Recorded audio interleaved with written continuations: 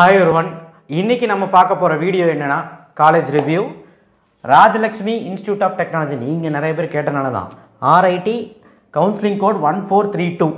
So சென்னையில் locate ஆயிருக்கு. Chennai heart of the சிட்டியில் இருக்குது. கண்டிப்பாக ஈஸியாக ரீச் பண்ணிடலாம்னு சொல்கிறாங்க. எல்லாம் ஓகே.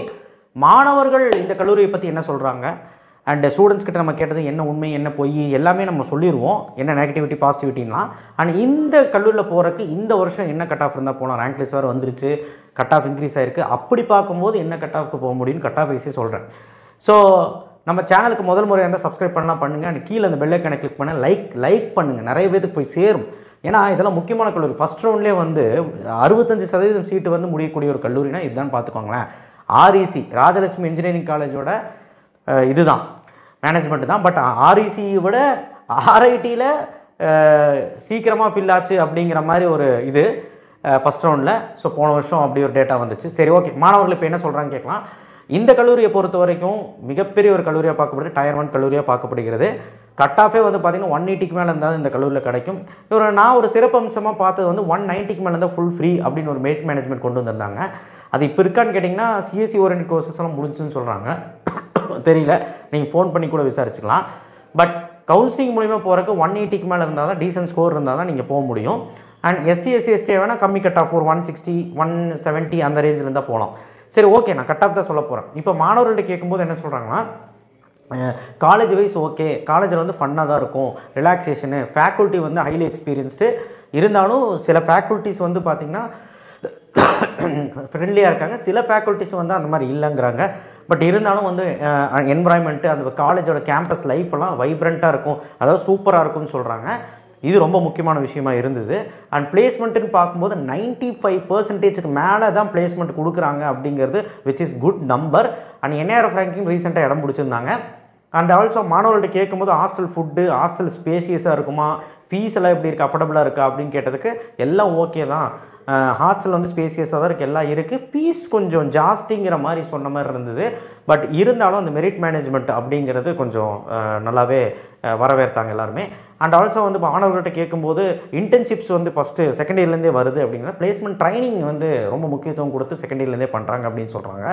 அண்ட் ரொம்ப முக்கியமான விஷயம் ரிசர்ச் டெவலப்மெண்ட் அப்படிங்கிறதும் ஒரு ப்ராஜெக்ட் பேஸ்டு ஸ்டடீஸும் இண்டஸ்ட்ரியலைஸ் பேஸ்டு ஸ்டடீஸ், இண்டஸ்ட்ரியல் பெரிய பெரிய இண்டஸ்ட்ரியல் ப்ரொஃபஷனலை கூட்டிகிட்டு வந்து செமினார் எடுக்க சொல்லுவாங்க அப்படிங்கிறதெல்லாம் சொல்கிறாங்க. ஸோ கம்பெனி ஓரியன்டாக வந்து இண்டஸ்ட்ரியில் வந்து உங்களுக்கு சொல்லிக் கொடுக்கும்போது உங்களுக்கு இன்னும் ஈஸியாக இருக்கும்ல.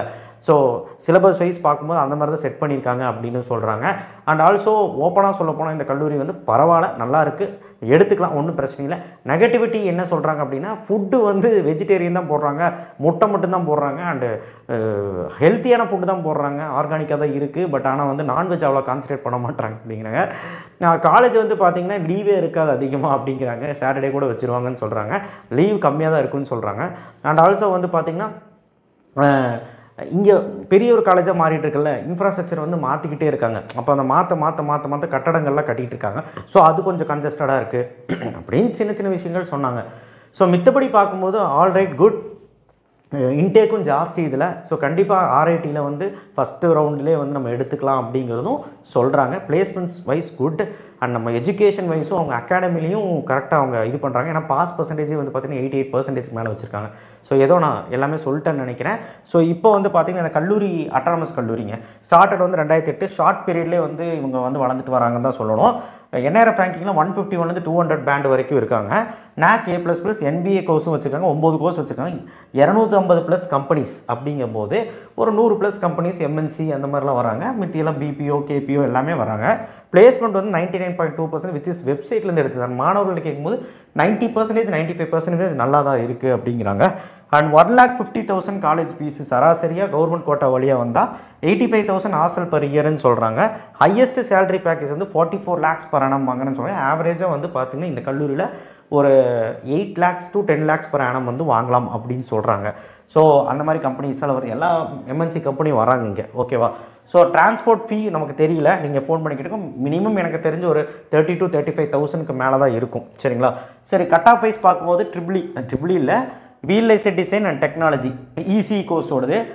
ஸோ 181.5 இது வந்து ப்ரீவியஸ் கட் ஆஃப். இப்போது நமக்கு என்னென்னா மேக்ஸிமமாக எம்பிசி பிசி ஓசி பிசிஎம்மாக இருந்தீங்கன்னா 188.5 இருந்தால் தான் இந்த வருஷம் கிடைக்கிறதுக்கான வாய்ப்புகள் இருக்குது. மினிமம் பார்க்காதீங்க, மேக்ஸிமம் பாருங்கள். எஸ்சியாக இருக்கும்போது எஸ்சி எஸ்டியாக இருக்கும்போது நமக்கு வந்து வாய்ப்புகள் இருக்குது. ஒரு 150க்கு இந்த வருஷம் கிடைக்கிறதுக்கான வாய்ப்புகள் இருக்குது. அடுத்து வந்து பார்த்திங்கன்னா மெக்கானிக்கல் அப்படின்னு பார்க்கும்போது உங்களுக்கு ஈஸியாக கிடச்சிருமா அப்படின்னு கேட்டிங்கன்னா 181 வரைக்கும் இந்த வருஷம் இருக்க வாய்ப்பு இருக்குது. எஸ்சிக்கு வந்து பார்த்திங்கன்னா எஸ்சி எஸ்டி அந்த கம்யூனிட்டிக்கு வந்து பார்த்திங்கன்னா உங்களுக்கு 130 140 அந்த ரேஞ்சில் கிடைக்க வாய்ப்பு இருக்குது. இசிஇ எலக்ட்ரானிக் கம்யூனிகேஷன் வந்து டிமாண்டு தான். ஸோ உங்களுக்கு வந்து பார்த்திங்கன்னா உங்களுக்கு ஓவரால் மேக்ஸிமம் கட் ஆஃப் வந்து பார்த்திங்கன்னா electronic communication 195. So which is great number. மினிமமாக வந்து பார்த்திங்கன்னா இதில் வந்து 181குள்ளே இருக்கிறக்கும் கிடைக்கும். ஆனால் எஸ்சி அந்த மாதிரி வரும்போது 163 165 மேலேயாவது இருக்கணும். எஸ்சி ஆனால் இந்த வருஷம் 130ஆவது இருக்கணும். சரிங்களா? அடுத்து வந்து சிஎஸ்சி வந்து பார்த்திங்கன்னா உங்களுக்கு 158.5க்கு கிடச்சிருக்கு. அப்போ இந்த வருஷம் 165க்கு மேலே இருக்கணும். அண்ட் எஸ்சிக்கு வந்து 130 இருக்கணும். எஸ்டிக்கு வந்து கண்டிப்பாக 155க்கு மேலே இருக்கணும். மேக்ஸிமமும் ஓசி பிசி எம்பிசிக்கு வந்து 195, மினிமம் வந்து 181.97. ஸோ மேக்ஸிமம் அப்படிங்கிறது பயப்படாதீங்க, மினிமம் பாருங்கள். சிஎஸ்சி ஈஸியெல்லாம் சிசி கம்ப்யூட்டர் கம்யூனிகேஷன் இன்ஜினியரிங் வச்சுருக்காங்க. ஸோ இது ஒரு நல்ல கோர்ஸ் தான்.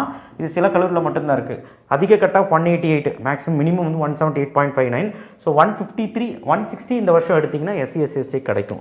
அடுத்து வந்து பார்த்திங்கன்னா சிஎஸ்பிஎஸ். ஸோ இதுக்கும் வந்து பார்த்திங்கன்னா ஓசி பிசி எம்பிசிக்கு மேக்ஸிமம் கட் ஆஃப் வந்து பார்த்திங்கன்னா 189.5. So minimum 175.6. என்ன கேட்டிங்கன்னா இந்த வருஷம் 178 ஆவரேஜாக இருந்தால் தான் கிடைக்கும். அதுக்கு மேலே இருக்கணும். அண்ட் எஸ்சி அப்படிங்கும்போது 150க்கு மேலே இருக்கணும். அண்ட் எஸ்சிஏ அப்படிங்கும்போது ஒரு 110க்கு மேலே 120க்கு மேலேயாவது இருக்கணும். பயோடெக்னாலஜி அப்படிங்கிறது வந்து பார்த்திங்கன்னா உங்களுக்கு மேக்ஸிமம் 187 கிடச்சிருக்கு. அண்ட் லோவஸ்ட்டாக 169.7. என்ன கேட்டிங்கன்னா இந்த வருஷம் ஆவரேஜாக 180க்கு மேலே இருந்தால் தான் பயோடெக்னாலஜி சேஃப் 178ஆவது இருக்கணும். சரிங்களா? ஸோ அடுத்து எஸ்சிக்கு அலோகேட் ஆகலை. சரிங்களா? 135.5 கிடச்சிருக்கு. எஸ்சிக்கு இந்த வருஷம் ஒரு 145 மேலே எதிர்பார்க்கலாம். ஸோ அடுத்து வந்து ஏஎல் மிஷின் லேர்னிங். ஸோ இது வந்து பார்த்திங்கன்னா உங்களுக்கு இந்த வருஷம் மேக்ஸிமம் வந்து பார்த்திங்கன்னா 194.5 எம்பிசி பிசி ஓசிக்கு. அண்ட் கம்மியாக 177.5. என்ன கேட்டிங்கன்னா ஒரு ஆவரேஜாக 180க்கு மேலே இருந்தால் தான் கிடைக்கும். ஸோ அதே மாதிரி எஸ்சிக்கு 112னா 130 இருந்தால் அந்த வருஷம் கிடைக்கும். எஸ்சிக்கு 104, எஸ்டிக்கு 104, எஸ்சிஏக்கு 112. எஸ்டிக்கு வந்து பார்த்திங்கன்னா கண்டிப்பாக ஒரு 115ஆவது இருக்கணும். எஸ்சியை பொறுத்த வரைக்கும் 160க்கு மேலே இருக்கணும் இந்த வருஷம். ஸோ அடுத்து ஏஐடிஎஸ், இதுவும் டிமாண்டு தான். Artificial intelligence and data science maximum 185.5 179.5க்கு வந்து மினிமமாக கிடைக்கும் அப்படின்னு சொல்கிறாங்க. ஆனால் ப்ரீவியஸ் இயர் கட் ஆஃபே பார்க்கும்போது அதிகமாக தான் இருக்குது ஓசி பிசி எம்பிசிக்கு.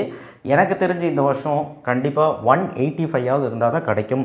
அண்ட் எஸ்சிக்கு வந்து பார்த்திங்கன்னா 154.5 162க்கு மேலே இருக்கணும். அண்ட் எஸ்சிஏக்கு 128.5, ஸோ விச் இஸ் 140 இருக்கணும்.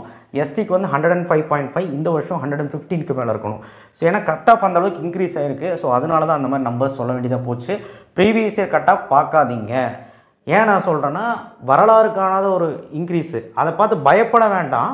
நமக்கு நிறைய லூப் இருக்குது. சாய்ஸ் ஃபில்லிங் நல்லபடியாக பண்ண வந்துடும், பயப்பட வேண்டாம். நான் என்ன சொல்கிறேன்னா நீங்கள் வந்து ஸ்மார்ட் சாய்ஸ் ஃபில்லிங் நிறையா சாய்ஸஸ் வைக்க ட்ரை பண்ணுங்கள். அண்ட் ஆல்சோ வந்து பார்த்திங்கன்னா பயப்பட வேண்டாம். ஃபர்ஸ்ட் ஆஃப் ஆல் நம்ம சாய்ஸ் ஃபில்லிங்லாம் அடித்து தூள் கலப்போனா கரெக்டான காலேஜ் நமக்கு கிடைக்க வாய்ப்பு இருக்குது, நல்ல காலேஜ் கிடைக்க வாய்ப்பு இருக்குது. ஆனால் ஜென்ரல் ரேங்கை பாருங்கள், டிஎன்ஏ வெப்சைட்டில் உங்கள் ஜென்ரல் ரேங்கை வச்சு பாருங்கள். கம்யூனிட்டி வைஸ் அங்கே ஜென்ரல் ரேங்க் தான் போட்டிருப்பாங்க கம்யூனிட்டிக்கு நேராக.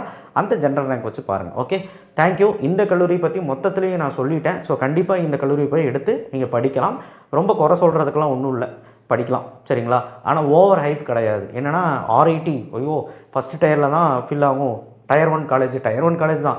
அப்போது ஓவர் ஹைப்பான்னு கேட்டிங்கன்னா இன்டேக் ஜாஸ்தி. அண்ட் ஆல்சோ வந்து பார்த்திங்கன்னா ஓவரால் அந்த ஏக்கர்ஸில் வந்து இவ்வளோ பசங்க படிக்கிறது கொஞ்சம் கன்ஜஸ்டடாக இருக்குன்னு சொல்லி நிறையா கன்ஸ்ட்ரக்ஷன் ஒர்க் அங்கே போயிட்டுருக்குது. கண்டிப்பாக எல்லாம் சரி செஞ்சுருவாங்க. பட் இப்போதைக்கு நல்லா தான் இருக்குது அப்படிங்கிறத சொல்கிறாங்க. தேங்க்யூ. ஷேர் பண்ணுங்கள், சப்ஸ்கிரைப் பண்ணுங்கள், மறக்காம பெல் ஐக்கனை ப்ரெஸ் பண்ணுங்கள்.